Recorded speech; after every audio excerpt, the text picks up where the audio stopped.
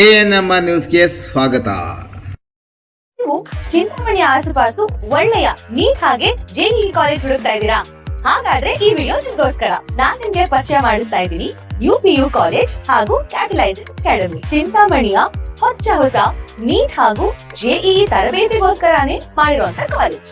ಇಲ್ಲಿ ನಿಮ್ಗೆ ನೀಟ್ ಹಾಗೂ ಜೆಇಇ ಎಕ್ಸಾಮ್ ಎಕ್ಸ್ಪರ್ಟ್ ಗಳಿಂದಾನೇ ಕೋಚಿಂಗ್, ಸೂಪರ್ ಸುಪ್ರೀಂ ಆಗಿರುವಂತ ಲ್ಯಾಬ್, ಸ್ಮಾರ್ಟ್ ಬೋರ್ಡ್ ಇರೋ ಕ್ಲಾಸ್ ರೂಮ್, ದೊಡ್ಡ ಆಟದ ಮೈದಾನ, ಯೋಗ, ಮೆಡಿಟೇಷನ್ ಸೆಂಟರ್ ಮತ್ತು ಸುಸಜ್ಜಿತವಾಗಿರುವಂತ ಲೈಬ್ರರಿ.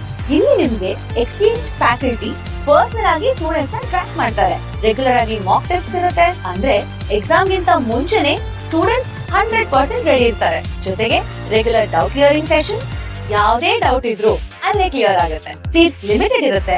ಇವತ್ತೇ ಈ ಕೂಡಲೇ catalyzeracademy.com ಗೆ ಹೋಗಿ ಕ್ವೈರಿ ಕೊಡಿ ಅಥವಾ ಕೆಳಕಂಡಂತ ಫೋನ್ ನಂಬರ್ಗೆ ಕಾಲ್ ಮಾಡಿ. ನಿಮ್ಮ ಮಗುವಿನ ಭವಿಷ್ಯ ಕ್ಯಾಟಲೈಸರ್ ಅಕಾಡೆಮಿ ಕೈಲಿ ಸೇಫ್ ಆಗಿರುತ್ತೆ.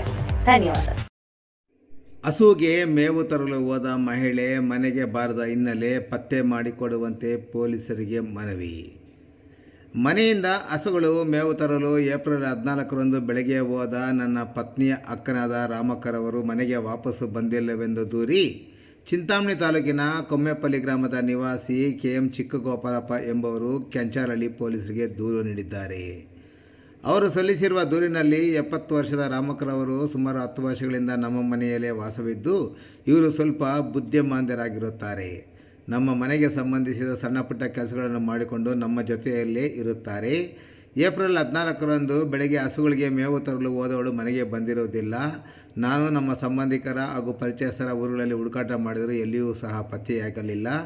ಸದರಿಯವರಿಗೆ ಸುಮಾರು 70 ವರ್ಷ ವಯಸ್ಸಾಗಿದ್ದು ಅವರನ್ನು ಹುಡುಕಿಕೊಡುವಂತೆ ನೀಡಿದ ದೂರಿನ ಮೇಲೆ ಕೆಂಚಾರಹಳ್ಳಿ ಠಾಣೆಯಲ್ಲಿ ಪ್ರಕರಣ ದಾಖಲಾಗಿ ತನಿಖೆ ಮುಂದುವರೆದಿದೆ.